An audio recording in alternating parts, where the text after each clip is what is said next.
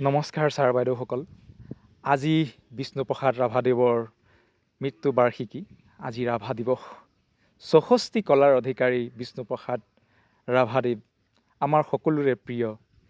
তেখেতৰ জীৱনৰ কৰ্মৰাজিয়ে আমাক সদায় অনুপ্ৰেৰণা যোগাই থাকে আৰু তেখেতৰ যিখিনি কলাকৃষ্টি তেখেত আমাক দি গৈছে, তাৰ মাজৰ পৰা আমি শিকিবলৈ কিছু অলপ চেষ্টা আমাৰ সদায় থাকিব লাগে।